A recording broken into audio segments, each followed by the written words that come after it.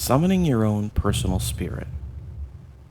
I warn you now, if you do not want to create and summon your own personal demon, then I suggest you do not proceed with this ritual.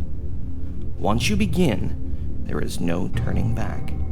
If you stop in the middle of performing this ritual, you will have a malevolent thought form that is not here nor there, and it will be 100 times worse than if you had just finished through till the end. I am warning you one last time. Do not attempt this ritual if you are not willing to finish through to the end. Now, for those who are bold enough to try this, here's what you'll need. A blank sheet of white paper, a marker, preferably black, a candle that will burn for around an hour, a dark room, and a small sewing needle.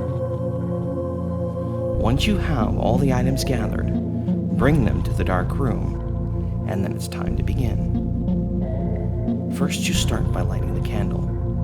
Make sure that it is placed on a flat surface, that it cannot be knocked over. You also want to be able to get close to the candle so that you can see what you're doing.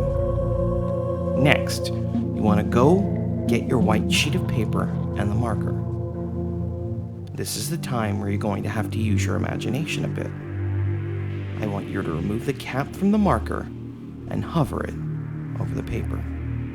Then, with your eyes closed, I want you to recall any strong memory you can think of. It can be good, it can be bad, it doesn't matter. It just has to be strong. You have to be able to feel the emotion just as strong as if that incident had just occurred. You have to feel it. You have to live in that moment all over again. When you have the memory in your mind, I want you to put pen to paper and draw shapes. Whatever shapes come into your head as you're reliving this memory. It doesn't matter what the design looks like. It doesn't have to be pretty. It's not going to be pretty. You're drawing with your eyes closed. Just draw shapes that you feel belong to that particular emotion. In essence, you're creating a sigil for your spirit. Once you feel you've completed your drawing, stop and open your eyes. Again, don't worry if your drawing is not pretty. The next part is not fun for most, but it's a necessary ingredient in the process. Take the sewing needle and prick your index finger, just enough to get a drop or two of blood. This is your personal sacrifice to engage the spirits.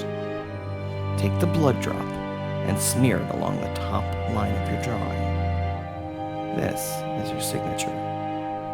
Now, if all goes well, and you follow the steps exactly as laid out in this ritual, you feel a presence of your own personal spirit. Depending on how much emotion you poured into the drawing or the amount of power that your spirit has, the spirit will stay with you until you end the ritual.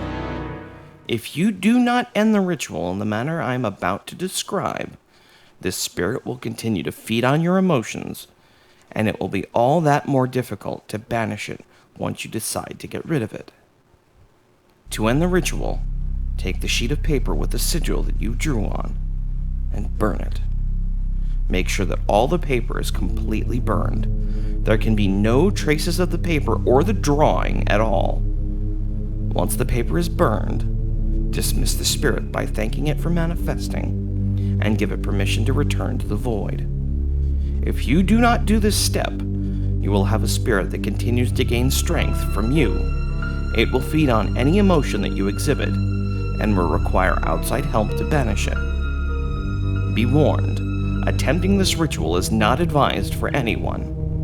It is only for those select few that have the desire and ability to control their emotions and finish what they start. Good luck.